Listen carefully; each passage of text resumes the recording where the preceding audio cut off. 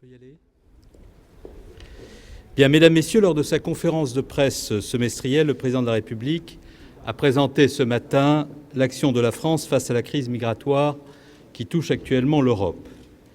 En particulier, il a annoncé que la France participera au processus de relocalisation de 120 000 réfugiés en besoin urgent de protection envisagé par la Commission européenne suite aux initiatives prises conjointement par la France et l'Allemagne.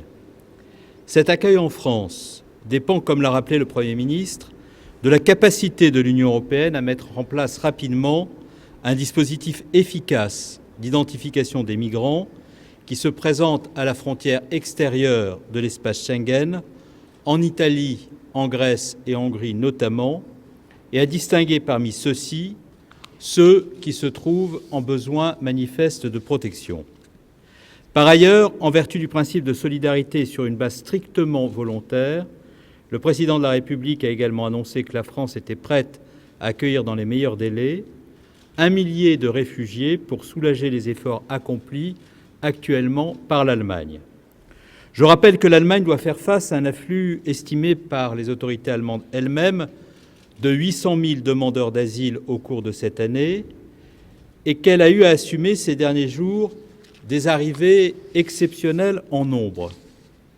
Je voudrais donc vous donner des informations complémentaires sur cet accueil d'1 millier de réfugiés.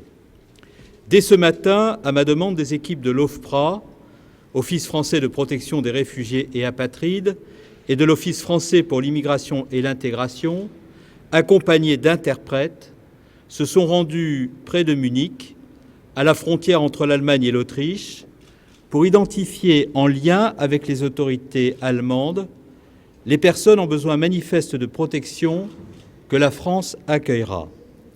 Les modalités de cette intervention ont été arrêtées en étroite liaison avec mon homologue allemand et ses équipes, Thomas de Maizière. Nous sommes convenus que les réfugiés accueillis en urgence par la France seraient uniquement des ressortissants syriens, irakiens et érythréens, c'est-à-dire des personnes en urgent besoin de protection. Ces personnes seront orientées dans les prochains jours depuis l'Allemagne vers une dizaine de centres d'accueil provisoires situés en Île-de-France ou à proximité. Ils resteront dans ces centres quelques semaines seulement, le temps que leur demande d'asile soit totalement et définitivement instruite par l'OFPRA. Dès que le statut de réfugié leur a été reconnu, comme c'est généralement la règle pour les ressortissants de ces pays, des offres de logement sur le territoire national, en lien avec les communes volontaires, pourront être effectuées. Ces lieux d'accueil très temporaires sont des immeubles propriétés de l'État, dont l'animation sera assurée par des opérateurs spécialisés, mandatés et financés par les ministères de l'Intérieur et du Logement. Les préfets prendront contact avec les collectivités concernées dans les prochaines heures, dès que la liste des sites aura été définitivement finalisée. Tout cela est possible dans un contexte d'urgence, car la France est aujourd'hui prête à l'accueil de ces réfugiés. Elle y est prête parce que nous avons notamment réformé l'asile pour le mettre en conformité à nos valeurs et aussi aux meilleurs standards européens, ainsi qu'à un contexte migratoire inédit. En effet, la loi portant réforme du droit d'asile, votée à une très large majorité en juillet 2015, permet de raccourcir les délais d'examen pour les ramener de 2 ans à un délai moyen de 9 mois au 1er janvier 2017. Des procédures accélérées sont mises en place pour écarter rapidement les demandes abusives et statuer en urgence sur les demandes manifestement légitimes. Cette loi permet également d'améliorer et de mieux répartir les demandeurs d'asile sur le territoire grâce à un hébergement directif et un effort sans précédent de création de places en centre d'accueil pour demandeurs d'asile, 4 000 places de CADA créées en 2013 et 2014 et 4 200 places prévues en 2015. La loi a également renforcé les droits des demandeurs d'asile En transposant les normes européennes applicables, elle augmente également considérablement les moyens de l'OFPRA et de l'OFII pour faire face à cette nouvelle donne.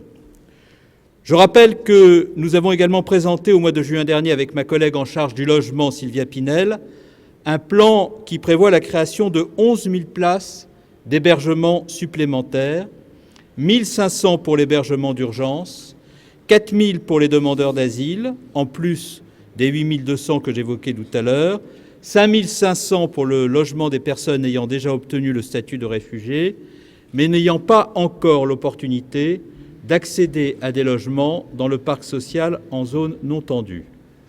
Ce plan prévoit en outre un volet important de lutte contre l'immigration irrégulière et les filières de passeurs.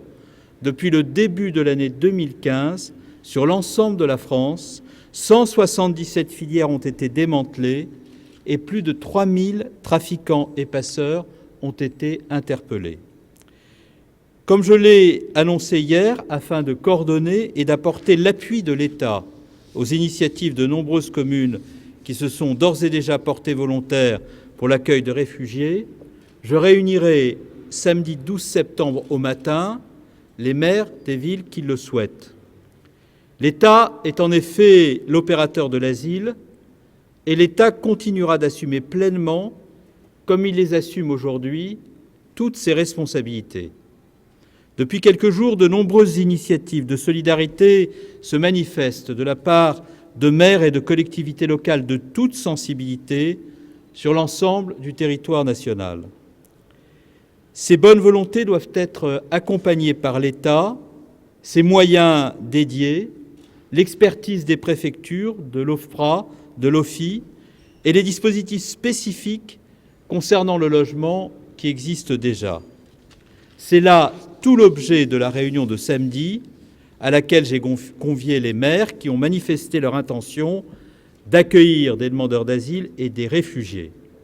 Il s'agira très précisément pour l'État, avec un haut niveau d'exigence opérationnelle, de mettre à disposition des collectivités l'ensemble des outils et des financements nécessaires, de telle sorte à réunir dans des conditions dignes l'accueil des réfugiés persécutés. À la demande du Premier ministre Manuel Valls, un processus interministériel mobilisant tous les ministres concernés est en cours. Il permettra de dégager les moyens administratifs et budgétaires nécessaires pour relever le défi humanitaire qui se présente à notre pays et plus largement à l'Union européenne. Je veux saluer les élus des villes de Paris, Bordeaux, Pau, Poitiers, Besançon, Villeurbanne, Évry, Avignon, Cherbourg, Rouen, Lille, Strasbourg, Metz et tant d'autres qui ont d'ores et déjà confirmé, aux côtés de dizaines d'élus communaux, leur présence à cette réunion de travail qui nous permettra de leur exposer les modalités de l'accompagnement de l'État pour un accueil réussi. Demain après-midi, je recevrai M. François Baroin, le président de l'Association des maires de France, et les membres du bureau exécutif de l'AMF pour préparer méticuleusement, méthodiquement cette réunion de travail qui doit encore une fois se tenir dans les meilleures conditions. Je recevrai également mercredi matin M. Dominique Bussereau, président de l'Assemblée des départements de France, avec la même volonté. Demain après-midi, je recevrai ici, place Beauvau, les représentants des différents cultes qui ont également pris des initiatives pour l'accueil des réfugiés. Afin de faciliter le dialogue et la coordination en continu entre les élus et l'État sur ces questions, j'ai décidé de nommer auprès de moi M. Kléber Haroul, qui est à ma droite, préfet. Il sera coordinateur national chargé de ces questions. Il sera l'interlocuteur de référence des élus et des préfets sur la question de l'accueil des réfugiés et sera présent à mes côtés tout au long de la semaine et prépare dès à présent, avec l'ensemble des administrations concernées, la réunion de samedi.